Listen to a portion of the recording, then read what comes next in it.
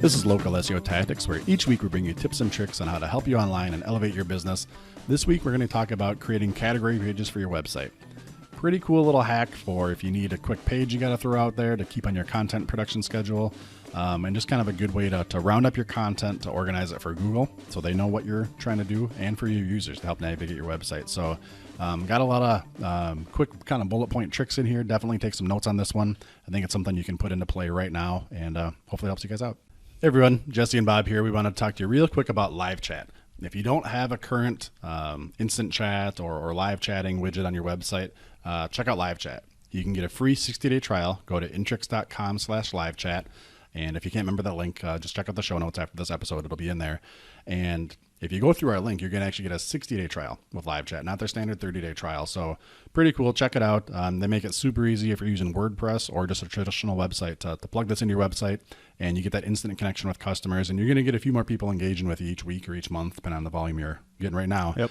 And it's going to be totally worth it. Their plans, so you start at $16 a month, all the way up to $150 if you're enterprise and you have some crazy usage. So even after that 60-day trial, if it's $16, $20 a month, if that's one new customer right there, it's going to be totally worth it. Plus, kind of makes you look a little more tech savvy than maybe your competition too if they don't have it. So check it out. Take advantage of the free 60-day trial. Intrix.com/livechat.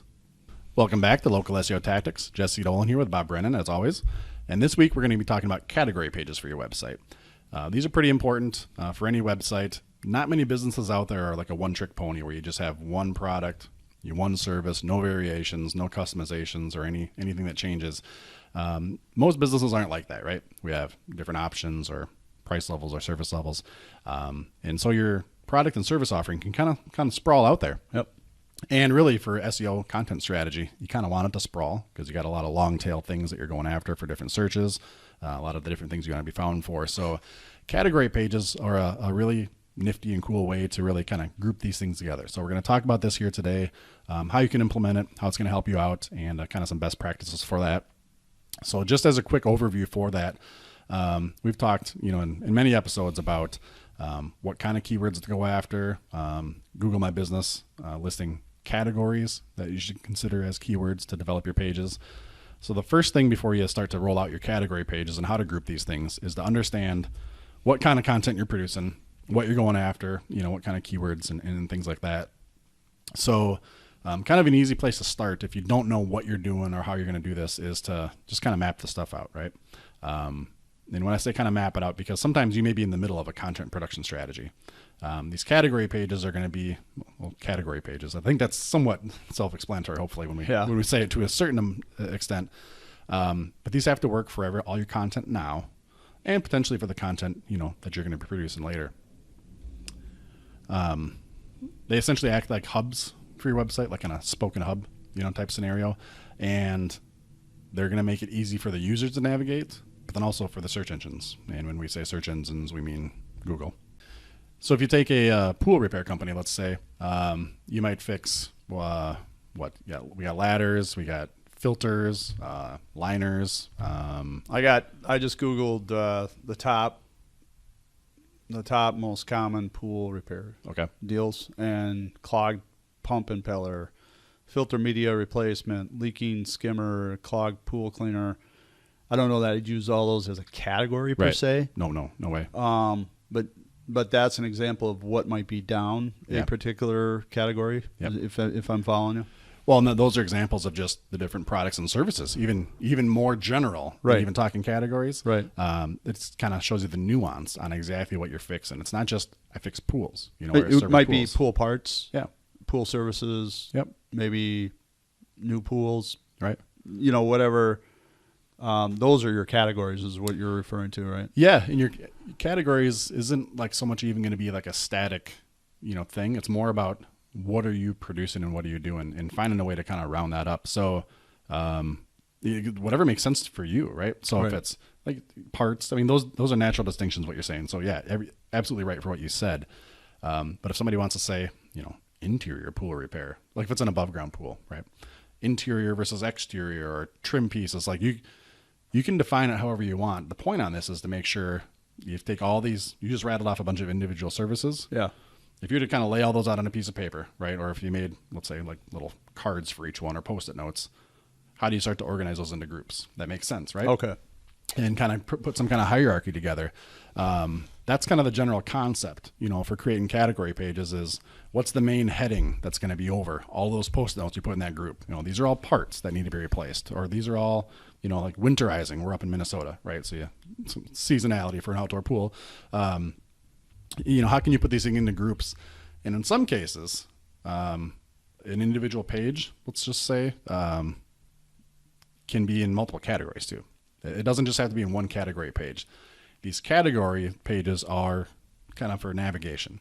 So anything that's related to, regular pool maintenance, right? Anything that's related to pool parts, anything that's related to the filter unit, right? Or, the pump unit or things like that. Some of those things will cross over. Yeah. And so you're going to want to create these category pages, kind of with that general idea and that general approach.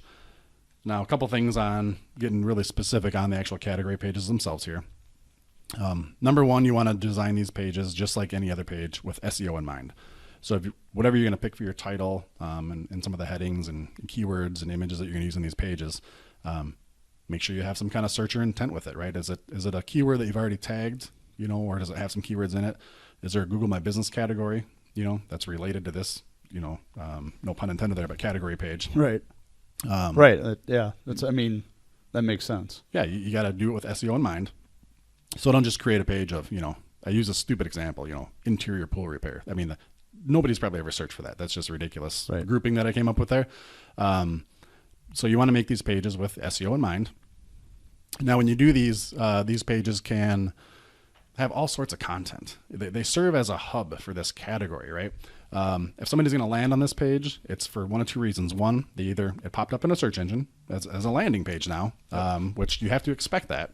And the other option is that somebody navigated it from your website. We're going to start there real quick, the navigation from your website. So in examples we've given in the past on how to lay out your website, what to have up on the top menu, how many pages should I have and things like that. These category pages can be great top-level menu pages for your website, right? So if it's, again, pool repair, pool parts, pool maintenance, those can be main buttons on your website that people can easily navigate from there. They can understand when I click on this, I'm going to get more information, right? Yeah. Probably not going to be one page about pool maintenance, one page about parts. I'm probably going to kind of spread out from there and kind of drill down from there, if you will. So these pages can be accessed by people navigating through your website in a kind of a traditional, hunt around and click type of deal. So when you're doing that, it's always important not only to make these pages with SEO in mind, but again, that user intent. So they went from my homepage then to here. What are they expecting to see? What am I showing them above the fold, at the top of the scroll right away? And then carrying that thought to if these pages get found from a search as the landing page, as in the first exposure to your website, right? That's something you definitely want to put some time and energy into because number one, it was a new customer, most likely. They searched for something online, which means they didn't have a vendor of choice. Right. Right. So they came to your website and this is the first exposure. They're looking for something.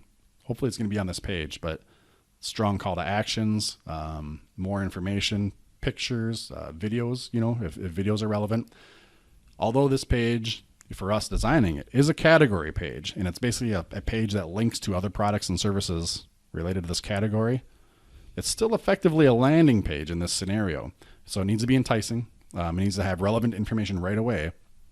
And, some kind of good look, good navigation, and good layout for anybody that's going to hit it. So, well, I imagine too, you want it to have some stickiness, right? Because Google gives you points for that. So your content has to line up for that. And you somehow have to get the mind of your customer and say, okay, if they're interested in winterizing, where would I lead them down the path other than, okay, here's what we do for winterizing. Click here to schedule, or click here to get a price, or here's a winterizing calculator. Yeah. So if your pool is this many square feet, more or less, or whatever the deal is, you can expect to pay between this and this. So some kind of again, to keep them on the page longer, or at least click to another page within your site. We don't want to obviously send them out of your site because that's going to hurt you for SEO. Yeah, so. Absolutely. Definitely should be full of internal links on the category page. You're not pushing them to any other website. Right. Again, like you had some good call to actions there, some strong call to action points relevant to the category. And that's kind of the main thing, just to back up a little bit for these category pages, is all the content on that page needs to be relevant to that category. This is local SEO tactics. We're talking here about creating these category pages to benefit your SEO, right? To benefit your exposure. Even though I'm giving 2 scenarios on how people might get here, the one we're looking for is somebody finding this category page in a search engine. That's the main thing here to focus on. So you want to keep them on your website. You want to be sticky. You want to have all the traditional contact stuff. Make sure that phone number's a big, huge stinking phone number, that it's real easy for them to know what the next action is. The next action can be, again, call to make an appointment, or it can be click here for more information on one of our subsequent pages about this category.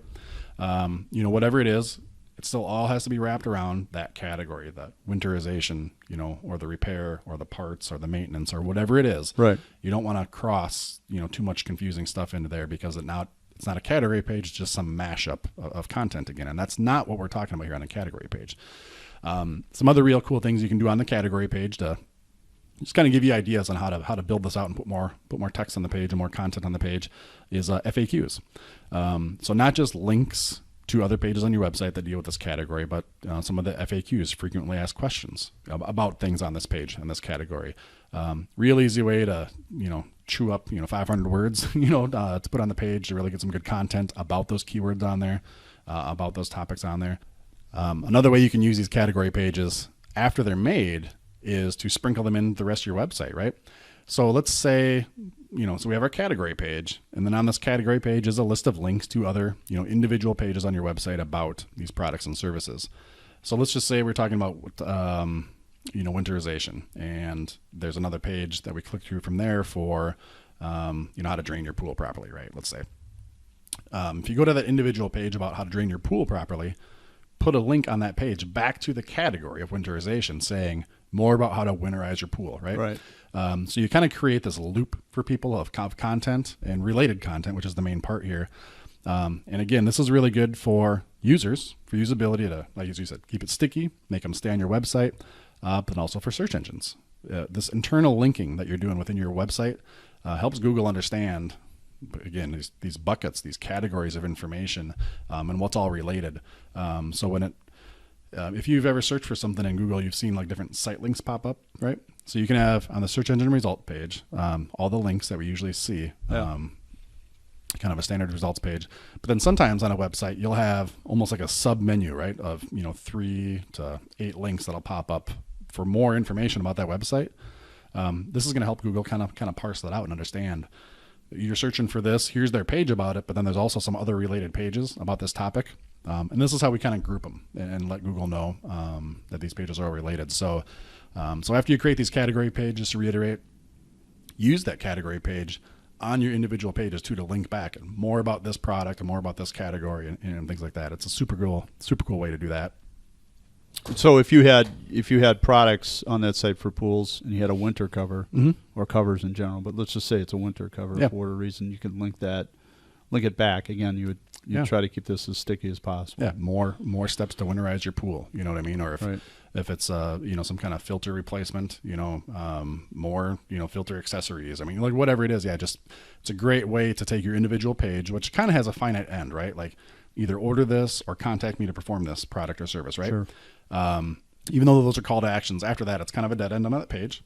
This gives them one more reason. Like if I don't want to engage in your product or service, but I do want to learn more about this area, this category, click here. And so just to kind of wrap it up, category pages are great, powerful weapons, for our search engine optimization here. And they're also, quite frankly, a great little cheat, right? One thing we know we have to do for SEO is keep putting out good content. Sometimes it's kind of hard to sit there. What should we write about? What should we post? What should we put up there on the website? Category pages are an easy way to just kind of round up some information that you already have. You don't want to copy and paste stuff, just to make that clear too. We're not talking about that. But you can say, here's a bunch of pages on my website. Let me make a new category page. Let's throw up a couple FAQs that people ask. Let's put some links to those pages. And maybe if we had a good video about this too, boom, now you got a new page for your website, which is what you need on a regular basis for Google. And it's a pretty powerful page. So, and we're going to get into content in the next couple episodes a little more deeper, Yes. aren't we? Yeah. Okay. Yeah. We're going to talk about, I'll just give you a little preview here. We're going to talk about creating pages based on user intent, which is a pretty cool topic. Get inside the head of people. And also having a regular content production strategy, which we'll probably reference back to these category pages within that content strategy, because you can't let your website go stale. Right. You got to keep putting out content. Well, and I want to throw something out there, as a business owner, when you hear this, and like, oh, you got to add stuff to your website. You got to create content. And it's like, you got a million things going on. Mm-hmm. And this is the last thing I want to do, is sit down at the end of the day and write about my business. And my wife doesn't even want to hear about my business. Right. Why would anybody else Right. want to hear about it? But basically, it has to happen. Yeah. And if it absolutely can't, then okay, try to do what you can to find somebody to help you with that. If it's a young English intern or whatever the case is, but it's one of those things where it just has to happen. We've got some tips and tricks on content in the future, future episodes, but that Google wants to know what you're talking about, and they want proof that you know what you're talking about. Yep. So 200 words, even 500 words probably isn't going to cut it. You're going to have to sit down and put some good stuff together. And again, we're here to help you with that in Absolutely. in tips and tricks. But it is something you can't dismiss. It is something that you're going to have to dig into. Yeah. And it's a great tip, quite frankly. Again, if, like you said, especially if you're going to delegate this to somebody else, Right. That's a great point, just to circle back that you made there. Depending on what you're doing and how your business is constructed, maybe you're producing this content. Maybe you have some people helping you out. Category pages are a great way to have somebody else do it. You can say, here's these 15 pages on my website. I want you to create a category page, use some of this content, link all these together. I mean, it's real easy to kind of delegate that as a task, right? You're not saying make this big, huge article. You're saying group all this together, grab this picture and slap it up on the page. Pretty easy one to delegate there. Last thing for category pages, just to keep in mind, is to update them, right? So I said kind of on the beginning, when we make these category pages, they're for all the content you have now to kind of round it up, but then also it apply to new stuff in the future. So don't forget about them. If you create this page for winterization tips, try to find a way, depending on your website, what platform you're using, if it's WordPress or whatever, and what your strategy is. Remember that you created these category pages, and when you create a new individual page that can be part of this category page, go back and update that sucker. You know what I mean? Put a link back to that individual page on your category page and keep that updated and fresh. It's a great tool. So How often are we updating our category pages or what have you, or various categories throughout the? Yeah. So there's multiple category pages on a website. So, I mean, if it's every 1 to 3 months for any specific category page itself. Okay. Now across the website, you're probably getting an update on a category page every week or two, just as new content comes out. Yep. But yeah, that's kind of a hard question to answer, just because it really depends on the content you're producing and how many category pages you have, and everything else. But I mean, at the very least, maybe once or twice a year, it's for everybody else out there as a general rule of thumb, to freshen that category page up, just put some new information on there. And if you're not putting out new web content to link to that category, the FAQs, circling back to that, is a real easy one. I mean, people are always asking questions, different scenarios, different things like that. If you really need to update a page, just throw some FAQs up on there. And category pages are great for FAQs, just about that category. It's great content to put on there, so it's a quick win there. So hopefully that helps you guys out. If you ever want to hear about something on the show, or if you got a question, even if you want us to circle back and say, dive into some of that category stuff more, reach out to us. We're always looking for good ideas. Intrix.com/show. The stuff that we get on here, some of it's from us and our own applications. Some of it's from you guys for questions that you're interacting with us on. So let us know. And now we want to get into our 5-star review of the week. We got another great 5-star review again this week here. This is from Mike X Huang. And Bob helped me just a minute ago Google how to pronounce that. So, Mike, I hope I got that right. I apologize. Mike says, again, a great 5-star review. So thanks for that, Mike. Yep. Really appreciate that. Really appreciate it. He says, SEO is still important, ! Which is absolutely right. SEO is even more important nowadays than ever before with how competitive it is and how much everybody goes online. Mike says, even though I remember when this first became a thing, it's still important today, and it's become more nuanced art. If you want to navigate this world, this podcast is a place to start. thanks for the great review. Yeah, that's great. Exactly what we're hoping to hear from people, that, yeah, it's relevant. And if you want to start somewhere, this is the spot. So appreciate that. Everybody else out there, we'd love to get a review from you. Lets us know we're on the right track. Lets us know you like what we're doing and we're making an impact. Go to intrix.com/iTunes and it'll take you right to where you need to go on that. And yeah, we just really appreciate it. So, all right, I think that does it for this week. Bob, you got anything else to add? Nope. I think that's it. Thanks for hanging out, and we'll see you next week.